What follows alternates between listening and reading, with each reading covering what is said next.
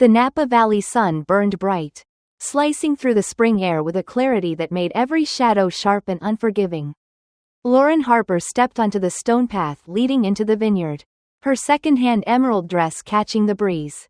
It was soft, capped-sleeved, and the only thing in her closet that still felt like her. The scent of roses and seared steak drifted through the crowd, mingling with the clink of champagne flutes passed between guests in tailored suits and gowns that screamed money. Lauren caught her reflection in a glass door, wind-tossed hair. No makeup, freckles dusting her cheeks. She looked like she'd wandered into the wrong party. Her mother, Catherine, approached, lips tight, eyes scanning Lauren from her scuffed flats to her neckline. "You look passable," she said, her voice clipped. No warmth, no acknowledgement that Lauren had flown solo from Boston for her brother's wedding. No hug, no, "Glad you made it." Catherine turned away, already greeting someone in a flashier dress. Someone with a bigger bank account.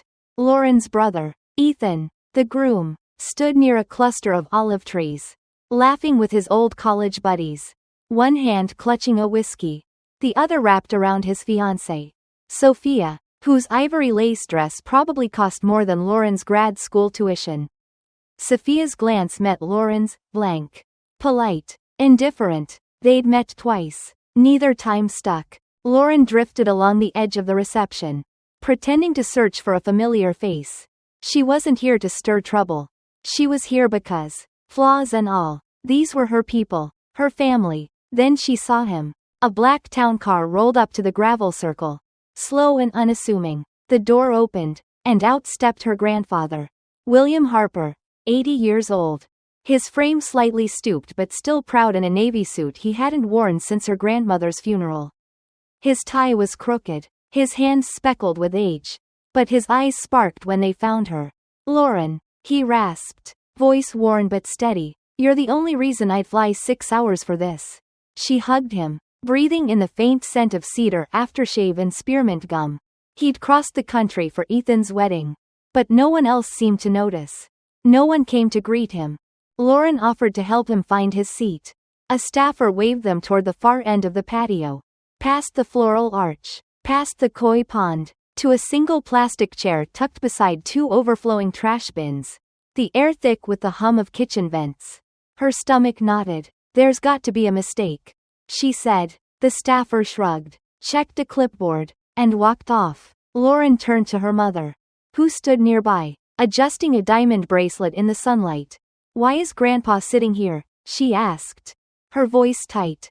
Catherine barely glanced her way, like Lauren was just static. "He insisted on coming," she said coolly. "I told him he wouldn't fit in. Beggars can't be choosers." "He's not a beggar," Lauren said, her voice low but firm. Catherine stepped closer, her whisper sharp as a blade. "That old man will embarrass us. The way he talks, the way he eats, the way he smells." Lauren stared, really stared, at her mother's taut, unyielding face. She wasn't even pretending to care. Lauren turned, fists clenched, and walked away. But she wasn't done. Not yet. As guests settled for the rehearsal dinner, Lauren rose from her seat next to the valet's cousin. "Yes. Really?" and stepped onto a small platform by the welcome arch. She tapped a fork against her glass. Conversations hushed. Dozens of faces turned. "Excuse me," she said, her voice trembling. She took a breath. "I just want to know, why is my grandfather sitting by the trash bins while strangers sit at the family table?" Silence fell, heavy and sharp. Then came the click of heels. Fast and furious. Catherine stormed up, her hand raised before Lauren could react. The slap cracked across her cheek, loud as a firecracker. Gasps rippled through the crowd. "You ungrateful little brat," Catherine hissed, her face flushed. "You don't belong here." She nodded to a staffer. "Get her out." Lauren stumbled back, her cheek burning. She didn't cry. She didn't scream. She just nodded and walked, her heels catching in the gravel, her dress dragging dust. Ethan looked away. Her father, Robert, adjusted his tie and studied the wine list. But Grandpa William stood. He didn't speak, just met her halfway across the patio and pressed something into her hand, a green silk handkerchief, frayed at the edges. embroidered with a faded silver L. She held it tight, walking to the parking circle and sitting on a low stone wall under an olive tree. The handkerchief felt like a promise she didn't yet understand. Her heart didn't break, it had cracked years ago. This was just proof. Then came a sound, louder than the string quartet inside. A deep, smooth rumble, like wheels on gravel, deliberate and heavy. Lauren turned, squinting into the sun. A sleek black Rolls-Royce glided into view, its paint catching the golden afternoon light, followed by two SUVs. She stayed seated, clutching the handkerchief, not daring to hope. The driver's door opened, and a chauffeur stepped out, moving swiftly to the rear. The passenger door swung open, and there he was. Grandpa William, no longer hunched or weary, stood tall, his suit crisp, shoes polished, sunglasses gleaming. Not the drugstore kind he used to wear. Two men in dark suits flanked him, their eyes scanning the crowd like they knew secrets the rest didn't. He saw Lauren, paused, and removed his sunglasses. "Well, darlin'," he said, his voice clear and strong. "Ready to shake things up?" She stood, gravel shifting under her heels. But she didn't falter. "What's going on?" she asked, her heart pounding. He just smiled, tight and knowing, and nodded toward the venue. The waitstaff at the gate, three young men in black vests, froze. One whispered to another. The tallest reached for his walkie-talkie, then hesitated. When William stepped forward, they didn't stop him. One even opened the side gate, the same gate Lauren had been shoved through. Humiliated, he offered his arm. "Let's see if your brother remembers who really owns this land." Lauren blinked. "Wait, what?" But he didn't explain, just kept walking. She followed, the handkerchief still in her grip, its silver L catching the light. It wasn't just a keepsake anymore. It was a message. As they neared the reception, music floated from the open-air patio. Catherine's voice, amplified and proud, praised Ethan's ambition. William walked through the crowd like he was parting water. Eyes didn't just follow, they gaped, disbelieving, like they were trying to solve a puzzle with missing pieces. He stepped onto the stage beside the quartet, took the microphone from Catherine's hand without a word. She didn't resist, just stepped back, blinking like he was a ghost. "I wasn't gonna say anything," William began, his voice calm but weighted. "Didn't want to make a scene.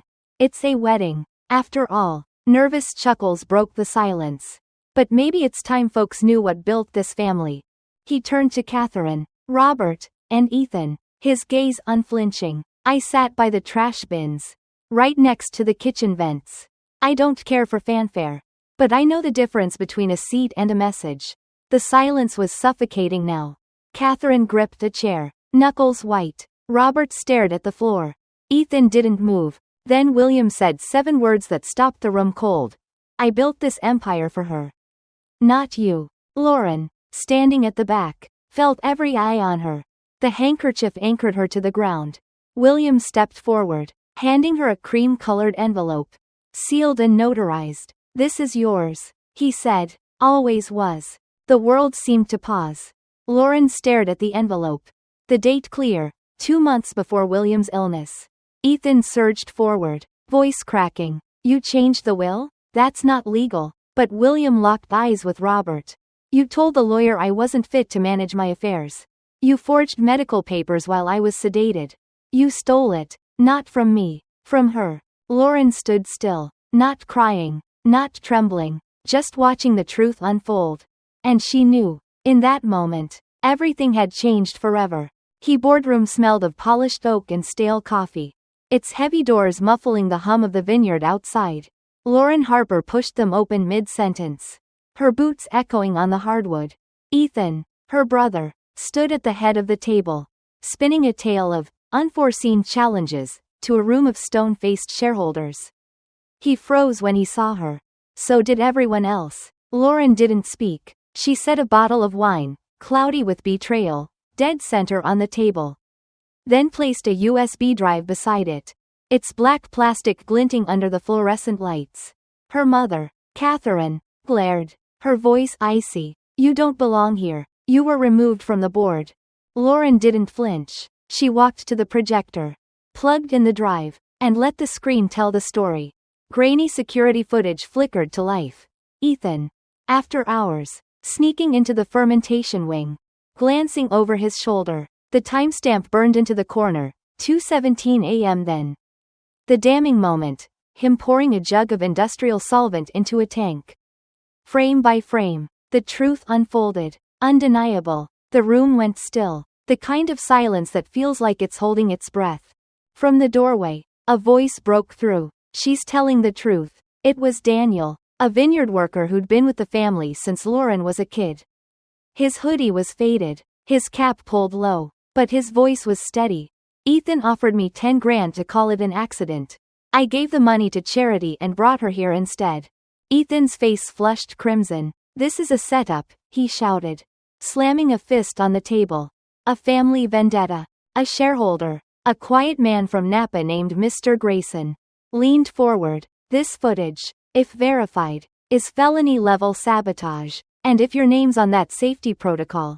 He turned to Catherine, whose signature was now projected on the wall, stamped across an emergency cleaning document. Her lips parted, but no words came. Lauren finally spoke, her voice catching but clear. This wine was the last blend my grandmother, Margaret, crafted before she passed. You didn't just ruin a product. You defiled her memory. Her father, Robert, broke the silence, his voice brittle. You'll destroy us all. Lauren, think about what you're doing. I am, she said, steady now. I thought about it all night. The doors creaked again, and Grandpa William entered, leaning on his cane but with a fire in his eyes that made the room shrink. He didn't speak at first. Just handed a thick envelope to the attorney trailing him. About a year ago, William said, his voice low but commanding. I revised the family trust. Whispers rippled across the table. Catherine stiffened. Ethan looked like he'd been punched. I no longer trust this board. William continued. Too much ego. Too little legacy. The attorney, Mr. Landry, cleared his throat and opened the envelope. Effective immediately. Lauren Harper holds full power of attorney over all family operations. The land, the winery, and associated assets are secured under a separate estate trust in her name. Lauren's breath caught. William turned to Catherine, his tone almost soft. You disowned your daughter out of pride. Called her a burden, an embarrassment. But now, her name saves you from collapse. Ethan shoved his chair back and stormed out. The door slamming so hard the projector flickered. Catherine sat, blinking rapidly, her face pale as chalk. We were protecting the brand. She murmured. No, Lauren said, her voice quiet but cutting. You were protecting your ego. And you'd burn everything down to keep control. Catherine looked at her, not with love or hate, but confusion, like Lauren was a stranger. But Lauren hadn't changed. They had. The boardroom emptied, leaving Lauren alone with the silence. She gathered the bottle, the documents, and a folded sketch Daniel had slipped her, her grandmother's vineyard design. Hand-drawn and weathered, she stepped outside, the evening light stretching over the hills, vines swaying in the breeze. She didn't go to the house. Her feet carried her to the lower garden. Margaret's garden, where no one went anymore. The gravel crunched as she reached the bench where her grandmother used to hum while pruning. Lauren could almost smell the lavender soap Margaret loved, feel her calloused hands guiding hers to trim the vines just right. She crouched by an old vine, running her hands through the dry soil. Something glinted, a rusted tin box. Half buried, her breath hitched. She dug carefully, unearthing it. Inside, wrapped in linen, was an envelope and a dried grape leaf. Its stem brittle but shaped like a tiny hand. The handwriting was unmistakable, to Lauren. Her throat tightened. She opened the letter, the linen crinkling. If you're reading this, you already know the truth. They never saw your strength, child. But I did. When you bandaged stray cats. When you gave your dessert to your cousin. When you let your mother's silence carve your worth just to keep the peace. You always gave more than you got. That's your power. Don't let them define you. This land belongs to the one who loves it back. Lauren pressed the letter to her chest. Her grandmother's spirit alive in the words. Not preaching, just holding space. She sat on the bench. The horizon bleeding into dusk. the vines whispering in the wind. For a flicker, she swore she heard Margaret's hum. Soft but real, stealing her breath. For the first time, Lauren didn't feel like a guest here. She felt home. 3 weeks later, the vineyard was alive again. Paper lanterns glowed from olive trees. Tables draped in white linen held local cheeses and crusty bread. No photographers, no speeches, just neighbors, loyal workers, and friends of Margaret's. Even the mayor showed up, in khakis and scuffed boots, with a bottle of wine older than Lauren. She wore a navy dress. Simple, but the grapevine brooch pinned over her heart, Margaret's, found by Daniel in a desk drawer, meant everything. As Lauren poured wine and passed rosemary focaccia, she tried to stay grounded. But inside, she was holding her breath. Not from fear, but from the surreal beauty of it all. Then she saw them. Catherine, Robert, and Ethan arrived, acting like the vineyard was still theirs. Catherine, in stiff beige, walked like she owned the air. Robert didn't bother smiling. Ethan, in a poorly fitted jacket, scanned the property like he was tallying its worth. Lauren offered a nod. Nice little gathering. Catherine said coolly. Don't get used to it. Lauren said nothing. She wasn't here to fight.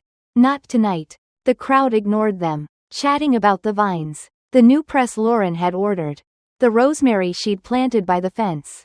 This wasn't their stage anymore. A black SUV pulled up as the sun dipped below the hills.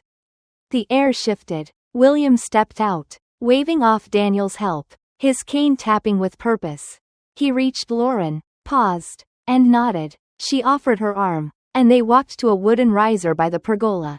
William took the mic, raised a glass, to the one who remembered what family means. The lanterns seemed to still. This vineyard isn't mine anymore. It belongs to Lauren, not because of her name, not because of blood, but because she loved this land and the people who built it. Ethan scoffed, stepping forward. You can't do that. This is a family estate. William turned, unflinching. Watch me. Robert opened his mouth, but Mr. Landry stepped from the crowd. The deeds were transferred 3 weeks ago. It's done. Irrevocable. Catherine's face drained. You're tearing this family apart. She hissed. No one defended her, not even Ethan. She stormed out, heels snapping. Ethan followed, muttering. Robert lingered, then left in silence. The guests resumed their conversations. Some clapping, some smiling warmly. Lauren took the mic, her hands steady. I wasn't raised to believe I'd stand here. And maybe that's why this matters. Nothing was handed to me. It was planted. It grew. She raised her glass. To silence that protected us. To love that endured. To roots that held when nothing else did. They toasted. Not out of courtesy, but something deeper. After the guests left, Daniel stayed, helping stack chairs and gather glasses. They sat on the garden bench, where Margaret once hummed. You made this home again, he said. It always was, Lauren replied. I just had to come back differently. Alone under the moonlight, she walked the rows of grapes, their shadows long. She reached a new brass plaque by the main vine, for Margaret. For those who bloom after being buried. She touched the soil, the air still. This land was hers, not out of spite, but because she tended it when no one else did.